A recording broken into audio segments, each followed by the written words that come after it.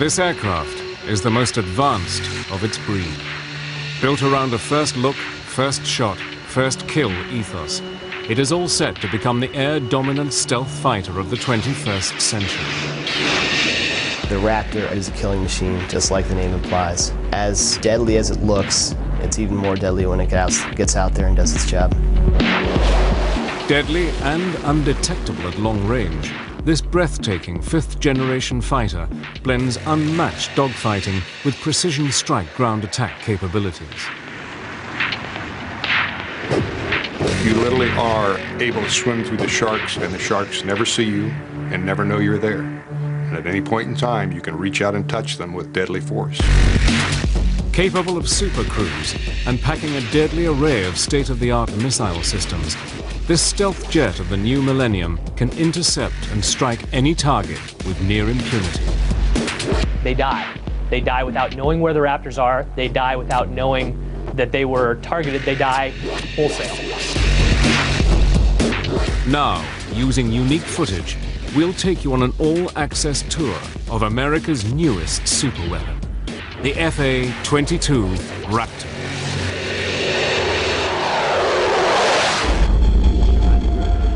(1981). In his first press conference as Chief Executive of the United States, Ronald Wilson Reagan offered a deal to the Soviet leader Leonid Brezhnev. If Soviet SS-20 missiles aimed at Western Europe were removed, America would not deploy its Pershing II cruise missiles to counter the threat. Throughout the 1960s and 70s, the Soviets developed different missiles to attack in different altitude bands. You couldn't fly under the missile threat. You couldn't fly over the missile threat. You had to deal with the missile threat. One way to do that is to make suppression of enemy air defense, that is, destroying the missile sites and the radars, the most important mission for the Air Force. By the 1970s, air superiority had re-emerged as a top priority, and the US Air Force committed to building its first pure air superiority fighter, an aircraft that would eventually become the F-15 Eagle.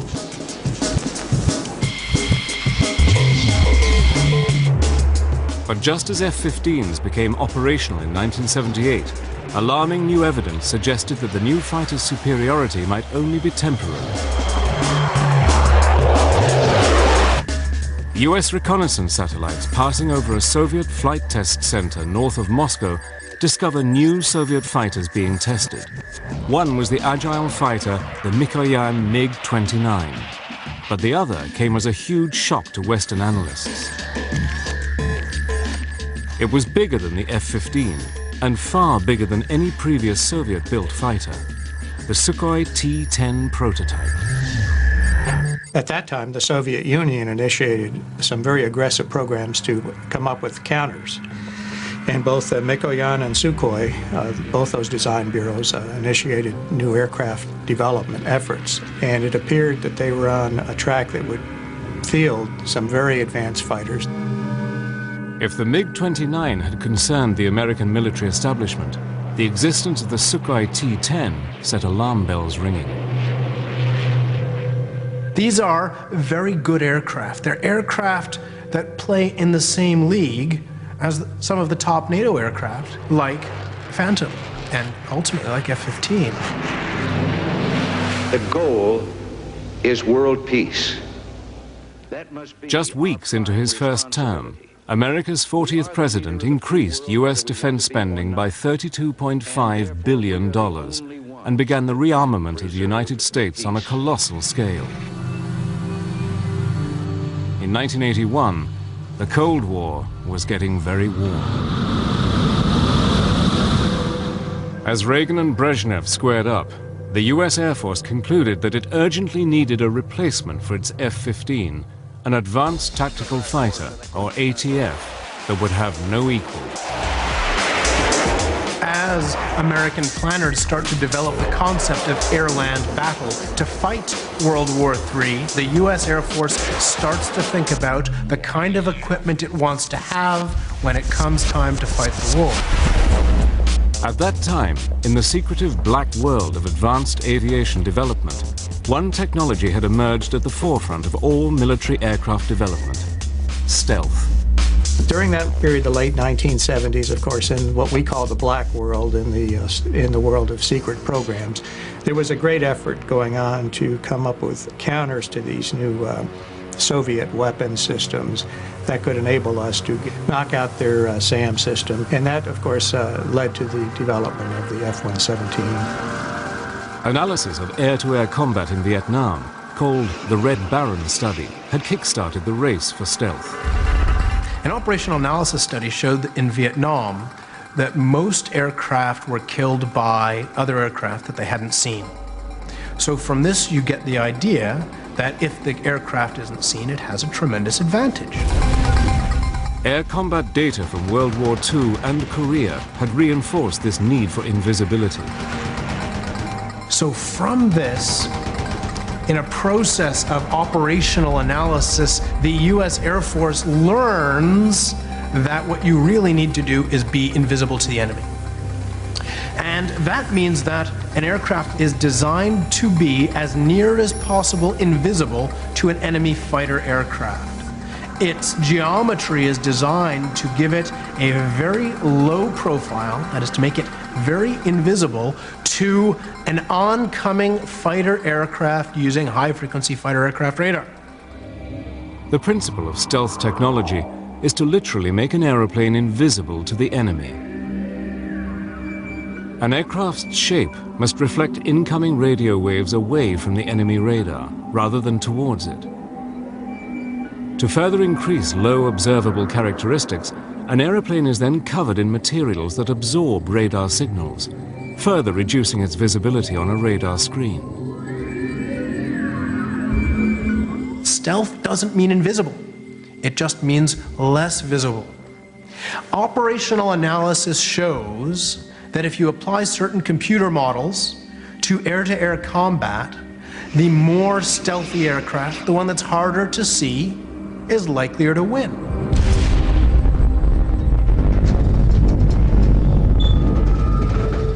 Leading the way in stealth technology was Lockheed's Skunk Works. In the late 1970s, stealth wasn't widely known outside of a few companies. The ability to integrate stealth technology, shaping for stealth, and the materials was really only well known in two companies. It was Lockheed and Northrop. In 1977, amid unprecedented security, Lockheed had flown a prototype of the world's first stealth fighter. And by the 1980s, during Operation Just Cause, its F-117 had helped to destroy General Noriega's regime in Panama.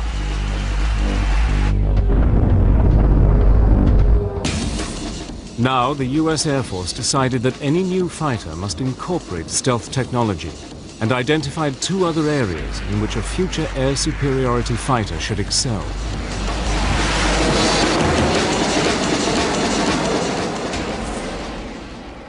Well, at that stage of the game, it was clear that the Air Force wanted a stealthy fighter.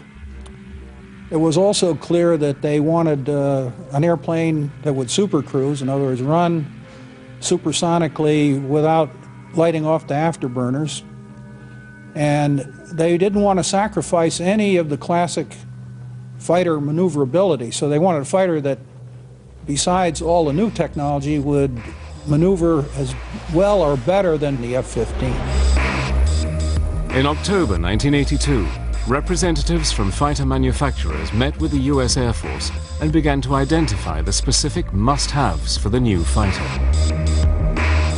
At the time, there were 8 contractors that built combat aircraft in the States. 7 of those responded to our requests for proposals. From that period of 1983 to 85 or 86 was a process of refinement, narrowing down the specific parameters. It must be a supersonic cruise aircraft with a combat radius of 700 to 900 miles with reduced observables if possible. The aircraft would have to be able to operate on a 2,000-foot runway and must be easier to maintain than an F-15. The challenge had been issued. Now it was up to the finest aviation manufacturers in the world to respond. I'm a village optimist, and I have to say that the requirements were very demanding, but I didn't have any strong feeling that we couldn't do this. The Advanced Tactical Fighter program was about to begin, and the Raptor, America's fifth-generation fighter, was about to be hatched.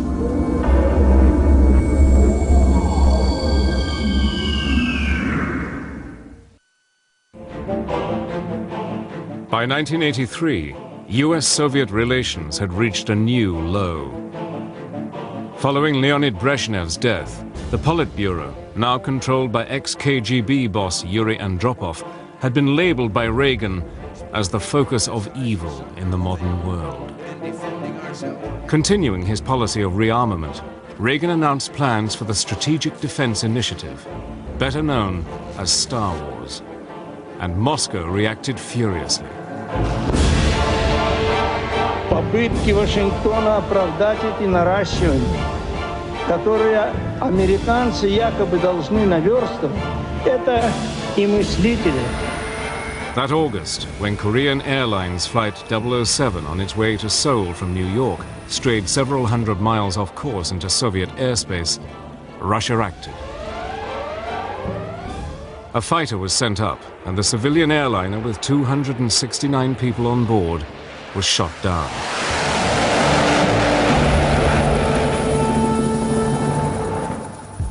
The shooting down of KAL 007 sent shockwaves around the world, straining international relations almost to breaking point.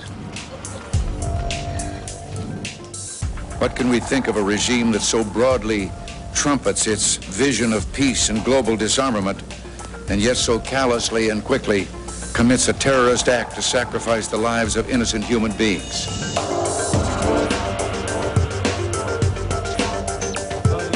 Reagan's reaction to the crisis strengthened US conviction that stealth would now be the prime requirement for America's new fighter. Some senior people in the Pentagon looked at the stealth requirements and decided they were inadequate, and they radically changed them. So stealth became a really major, dominant requirement in the program. In this politically charged climate, the US Air Force created its Advanced Tactical Fighter, or ATF, System Program Office. Based at Wright-Patterson Air Force Base in Ohio, Colonel Albert C. Picarillo is placed in charge of the division. One of the things we really wanted was the ability to leverage stealth in a high-performance fighter. And we also wanted this high-performance fighter to still be capable of good close-in, within visual range maneuvering capability. In fact, we wanted more than just existing capability in some areas. The manufacturers are invited to submit concepts for an aircraft with an operational radius of 800 miles, enough to allow it to operate over the entire central region of Europe from bases in central England. It should have low observable characteristics and be able to cruise at Mach 1.5 for an astonishing 600 miles. We weren't building an airplane for the 1990s, although that was what we were trying to do. We were really building a fighter for the 21st century that could take on all of the advanced threats that the Soviet Union was likely to throw at us. All of the teams would have their work cut out for them, but importantly, the military added another complicating factor. At the end of the concept demonstration phase, the decision was made by the Air Force to launch a demonstration validation phase of the program that would involve building 2 flight demonstrators, YF-type airplanes, that would then be evaluated. They didn't have to have full armament, they didn't have to have avionics, they didn't have to have stealth coatings, but essentially they were going to go out and show us what you can do. But building prototype aircraft is expensive, and no one manufacturer could afford it on their own. They all know that they must invest so much money in developing that if they don't get the contract, they're going to be so out of pocket, it's going to hurt the company badly. We in Lockheed made a policy decision at the CEO level that we would seek teaming. So the bottom line is we ended up deciding that we would team with Boeing and General Dynamics Fort Worth. Each manufacturer would submit a design for the Demonstration Valuation, or DEMVAL, competition, but had agreed that the winning company would be the prime contractor and its partners subcontracted to produce major components. Everybody's investment will be at least partly repaid because everybody gets a piece of the action. 7 designs for the Air Force competition were submitted for final evaluation. All of the 7 contractors came in with designs that were very feasible, and that could have been built.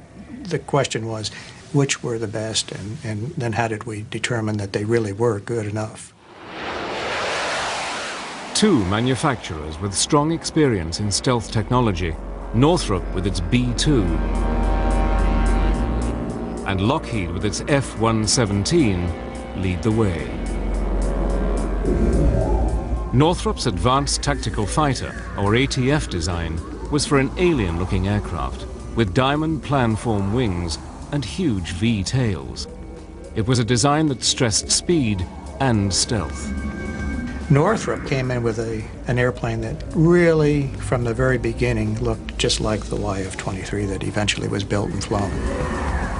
Lockheed's entry echoed that of the F-117. Its vectored thrust, arrowhead shape, trapezoidal wings, and 4 tails ensured that the aircraft would be maneuverable. The fact was that Lockheed and Northrop had significant advantages in the fact that they had built stealth aircraft and flown them. There's a big credibility factor there.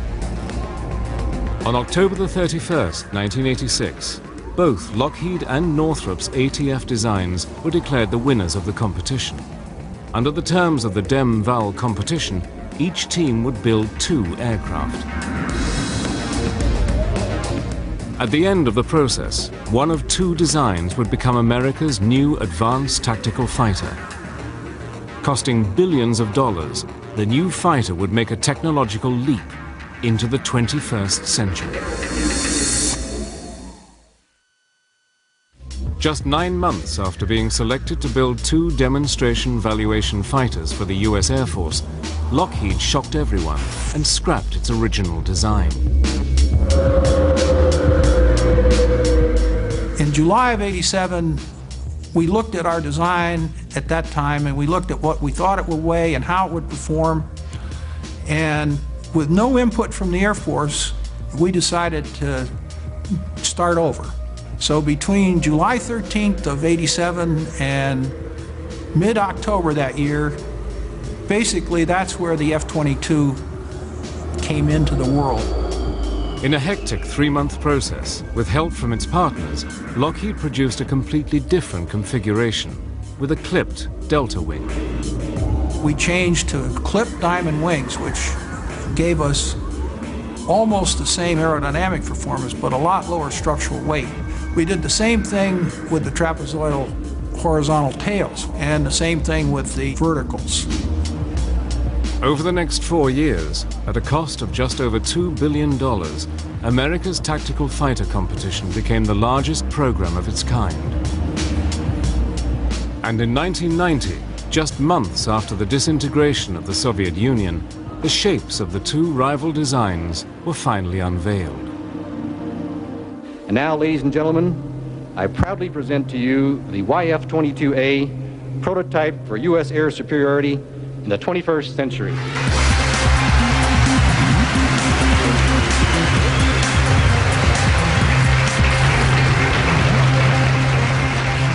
On behalf of the entire team, I am honored to present the YF-23.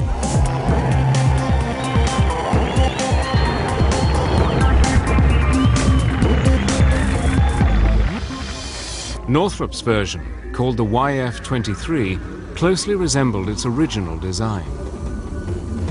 Well, it was a most unusual looking aircraft, very futuristic. It had twin V-tails as opposed to what we call a cruciform, twin verticals and twin horizontals. It had a large trapezoidal wing, and it had a very slender shape when looked at from the edge-on view. In contrast, Lockheed's design, called the YF-22, seemed surprisingly conventional, with 4 tail surfaces, vectored thrust, a broad solid body and a conventional wing. But unlike Lockheed's other stealth aircraft, the F-117, radar-absorbent materials were not applied over the whole of the FA-22, but used selectively on its edges, cavities, and crucial surface areas. You walk around the airplane, everywhere you look, what you see is something that's designed to do the job in the most efficient and effective way, and no wasted space, no wasted capability. It's truly an airplane that's intended and has been optimized for its job. The F-22 carries its weapons internally. 4 weapons bays are hidden in the central mid-body section. 6 missiles can be carried in the ventral bays, which are covered with bifold doors. The side bays will each hold 1 Sidewinder missile carried on a trapeze launcher. The mid-body section also houses the fighter's landing gear and complex inlet ducts. Right from day one on the F-22, we decided to put S-shaped inlet ducts on it. So the airplane is built with S-shaped inlet ducts so that there's no way a radar is ever seeing the forward face of the jet engine. Attached to the mid-body is the forebody, which accommodates the cockpit and advanced avionics. Both the YF-23 and the YF-22 are impressive-looking machines, but their performance still needs to be tested.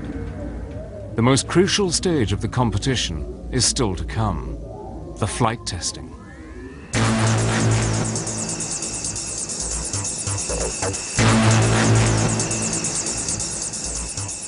Northrop was first in the air. In August 1990, flown by Paul Metz, the YF-23 got airborne.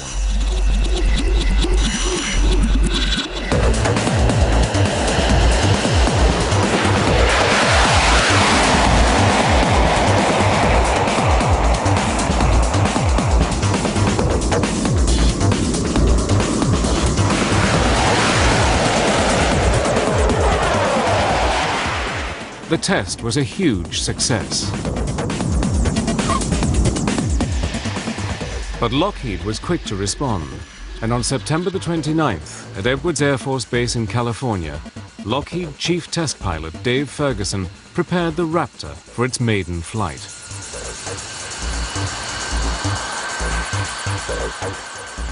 I pulled on the runway and looked down the runway. It was just a feeling of really relief and that we're going to do it. And I ran the airplane up to 80% military power. And the acceleration was just amazing. I mean, it was like an F-15 in full afterburning.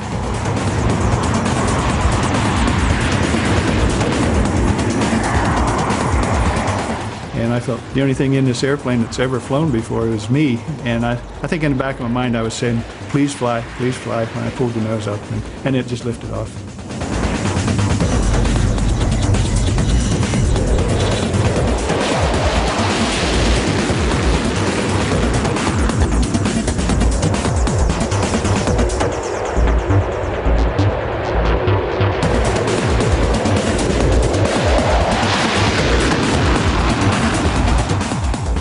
I was fully aware we had a wonderful flying airplane, and the handling qualities in the takeoff and landing, or power approach as we call it, were just absolutely superb. When I landed and Sherm met me at the airplane, I said, hey boss, we really have a winner here. The way the F-22 performed was no surprise to anybody who was involved in the program, not at all. I mean, my money has been on the F-22 from early 1985, and it'll be there till I'm gone. Over the next 3 months, the Raptor underwent a whole series of tests. The Air Force required both teams to give them performance projections, and then they were going to actually compare that with what the airplanes actually did in flight, subsonic, supersonic, at different altitudes, and so forth. The winner of this stage would earn a contract for 650 aircraft. The decision would hinge not just on what the contractors promised, but on the Air Force's confidence in their ability to deliver. We expected to get a lot of flying done in the 90 days. We actually got 72 flights out of 2 airplanes in 90 days. And that is about as good as you can do. During flight testing, the Raptor had beaten Northrop's YF-23 in a number of crucial performance areas. We focused on the supersonic testing, including supercruising, and we did something that Northrop didn't do, and that is we did launch a couple of missiles. We launched a Sidewinder out of the internal side bay on our prototype airplanes, and we launched an AMRAAM, long-range air-to-air missile, out of the internal weapon bays. The YF-22 had clearly shown that in every category it was far superior to any existing fighter. The Air Force was very impressed by what Lockheed had done. Their flight test program was very aggressive. They flew hard and fast. They flew many more hours and sorties than Northrop did. And all of that gave the Air Force confidence that they knew what they were doing, high confidence, and they could build a superior airplane.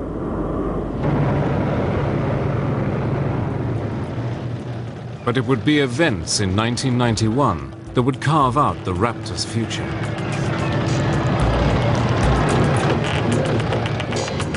"22 minutes after midnight on January the 17th, 1991, Lockheed's stealth F-117 spearheaded US strikes against Saddam Hussein's regime. The performance of Lockheed's stealth bombers during Operation Desert Storm would give the company and its aircraft some priceless publicity.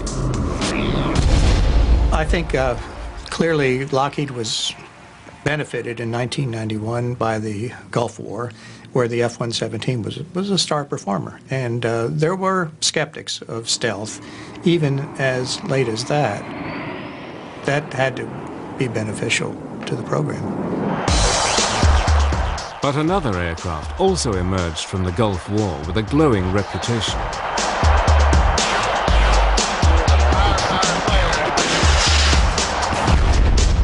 The F-15, the aircraft destined to be replaced by the ATF, had emphatically confirmed its status as the foremost air superiority fighter in the world. Now it appeared that the need for an advanced stealthy fighter, the F-22, might be totally unfounded. See, it's not like the F-15 wasn't any good. It's a good aircraft. It's still a good aircraft. It will be a good aircraft for years to come. You could even just tool up the factory and keep building new F-15s. Why not? Hey, I'm gonna bring him up now. But not everyone agrees. The big weakness in their argument is they are making a statement about world conditions today and what the threats are today. The real issue is what capability you want for 2025 or 2030. The people who say you don't need this, they think the world is not going to change in the next 20 years. And that is a hell of an assertion. By April 1991, bogged down by the F-15 debate, the US Air Force prepares to announce the winner of the Advanced Tactical Fighter contract. But would the Raptor emerge from the controversy unscathed?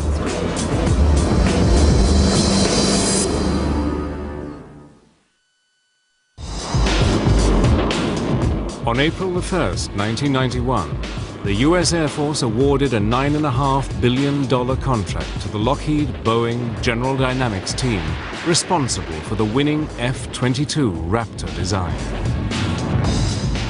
Having won the contract, Lockheed announced that it intended to locate the F-22's headquarters in Georgia, where the Raptor's forward fuselage would be built.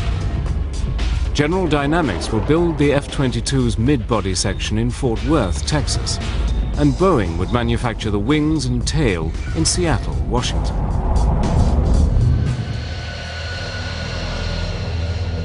But just 8 months after the contract was awarded, the program hit its first major snag. We lost one of the YF-22s. Fortunately, the test pilot, who's a good friend of mine then and now, walked away unharmed. During preliminary testing, the unthinkable happened. a YF-22 flown by Tom Morgenfeld crashed just after takeoff. As this unique footage shows, the aircraft's thrust vectoring system forces it to belly land on the runway.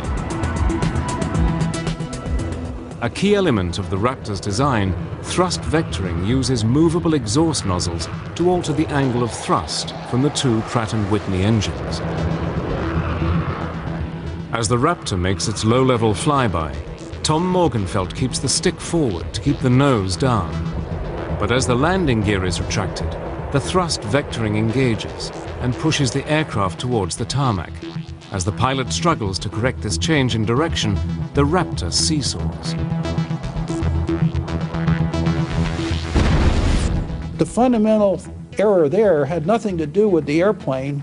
It had to do with the fact that you don't fly a green airplane and fly it at low speeds, at low altitudes. The cause of that accident was stupidity on the part of the management. It had nothing to do with technology. Despite the loss of the stealth aircraft, the program had achieved its major goals. 10 million man-hours of analysis, 4,000 hours of radar testing, and hundreds of hours of flight testing had gone into the development of the aircraft, even before construction was given the go-ahead. In fact, the F-22 has accomplished more flight testing than any other fighter prior to full-scale production. The first FA-22 built for the US Air Force was unveiled in a ceremony on April the 9th, 1997, at the company's headquarters in Marietta, Georgia.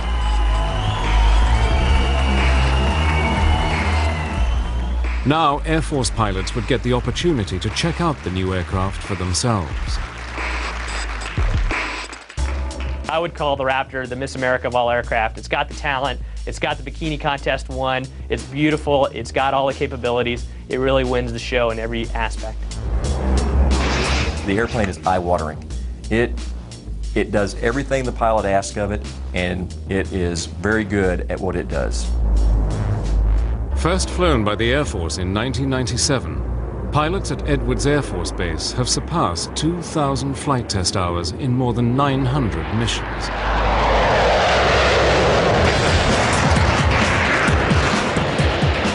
The first time I went out, one F-22, me, against four F-16s. And they told me what they were going to do. They were going to do everything possible to defeat my systems. And I watched exactly what they did the entire time and shot them all. It was almost too easy, and I was almost laughing in the cockpit. One of the key advances in the Raptor's design is its advanced cockpit and integrated avionics systems. But I think really where the Raptor gets its amazing capability is the fusion of all of the different sensors on the aircraft. You have a tactical scope that combines the information of all the other sensors on the aircraft into one display for the pilot. So as a pilot, you don't have to sort through the radar or another sensor to see what's going on around you.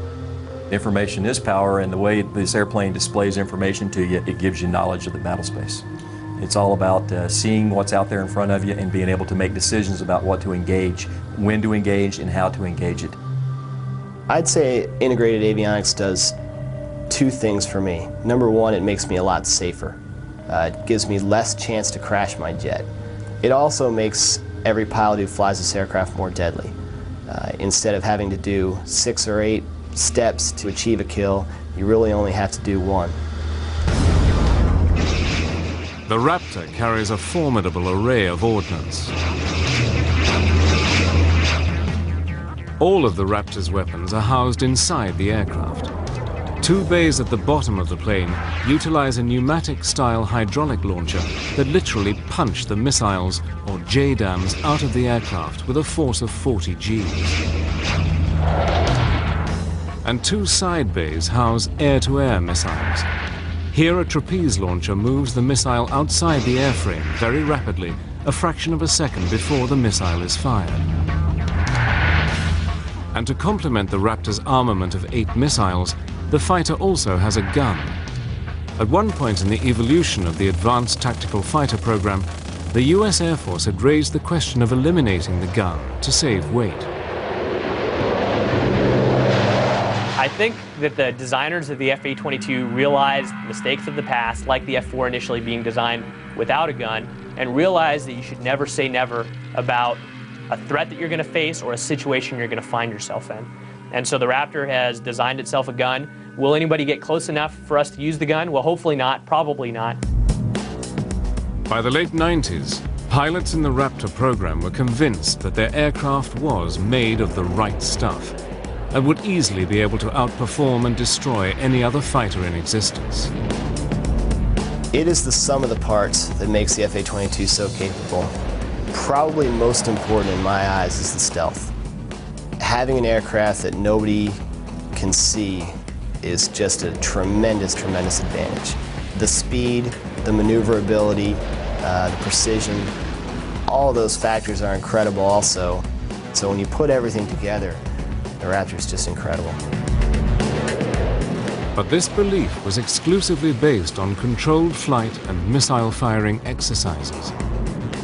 What the Raptor's pilots really needed was combat experience, and they were about to get it.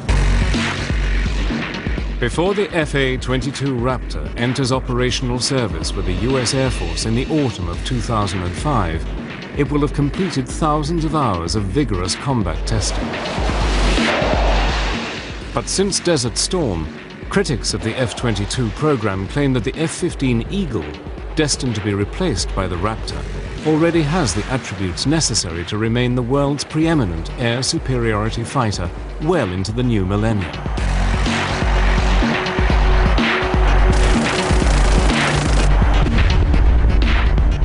It is a view dismissed by the US Air Force. If you look at the F-15 and the F-18 and compare it with existing fighters that are sold around the world today, you'll find that today we're almost at parity. If we ever run up against an enemy that has the ability in terms of the air crew to use those enemy fighters, we will have a tough time with the current generation. The F-15 is a great aircraft, and in air-to-air it is outstanding. However, with the production of new fighters that are being produced today and also some surface-to-air threats, there are situations in the F-15 that would make me nervous.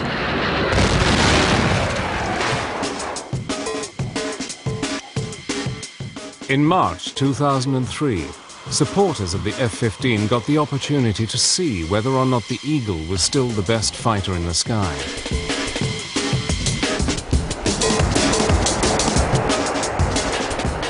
Five F-15s would go head-to-head with a single Raptor. Although no missiles would be used during the exercise, the sorties would closely resemble actual combat. No quarter would be given by either side. This was a kill or be killed exercise.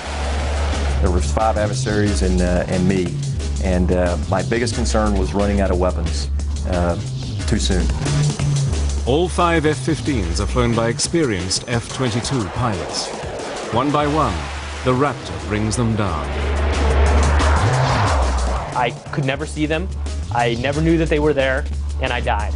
You got someone locked? Roll up. I could hear him on the radio calling his simulated missile shots, Fox 2, and knowing that this was getting really unnerving because I could also tell his range was closing rapidly on me. There, 17,000, splash, splash. I don't think anybody ever saw me the entire time that while we were out in the airspace. Bandit, bandit. Fox. Could not find him no matter what I did, and the next time was when he flew directly over the top of my airplane. I saw him visually. Well, in 3, 2, 1, snap. I know firsthand from flying the Raptor against other aircraft and flying other aircraft against the Raptor that it's like clubbing baby seals. It's so easy. The first indication you have that an F-22 is out in your area of responsibility is when you are in your parachute heading down towards Earth and your jet is falling a little bit faster than you are. In combat testing with F-15s, the FA-22 Raptor has emphatically proven its doubters wrong. There have been times when the Raptor has gone up 2 versus 8 against F-15s, and it ends up being boring for the adversaries because no matter what they do, they die. Having flown the F-15 and now having flown the Raptor and seen combat, I would not want to be on the receiving end of what the FA-22 is capable of. We will take on anything, any combination of the latest aircraft that we can throw at ourselves, and we usually win. To date, 27 FA-22 Raptors have been delivered to the U.S. Air Force and are in limited operation at Edwards, Nellis, and Tyndall Air Force bases. Many more will follow.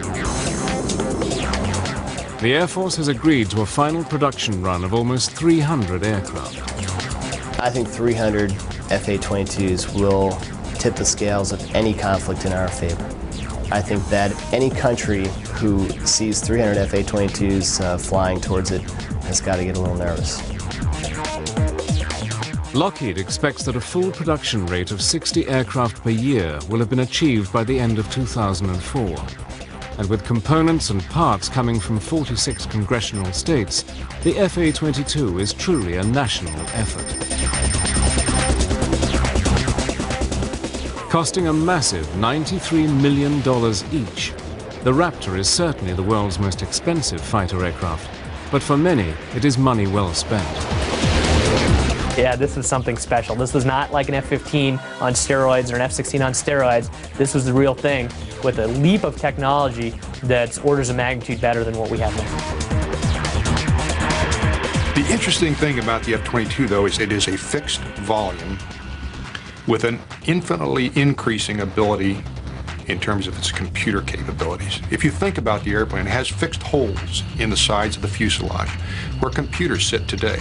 In the future, there will be more computer capacity that requires less power going in that same physical hole. So the FA-22, over the course of its life, will only become a more and more flexible and more potent machine as computer capacity increases. America's FA-22 Raptor was created out of the Cold War fear that Russian-made fighters would sweep aside the F-15. But the world has changed since the frigid days of the Cold War. The Soviet Union no longer exists, and the F-15 has more than earned the fear and respect it commands as the current frontline fighter for the U.S. Air Force. But the Raptor, Lockheed's FA-22, looks all set to carry U.S. Air Force doctrine well into the 21st century. I'd be terrified to go into the arena with something like that. I really would. I've been on the receiving end of it in testing and mentally translated myself to what if this was combat, and it is a unnerving and a disquieting feeling to fly in the same airspace with one of these airplanes. I would say that it's not fair to our enemies or even our own technology to fight against the Raptor, but the goal of war isn't fair, that we don't go into combat because we want a fair fight. We want to win as fast as possible with as little loss of life as possible. And the Raptor allows that to do that for generations to come. In today's changing world, there are few certainties. But the rule of the Raptor, America's air dominance fighter, over the skies, is one of them.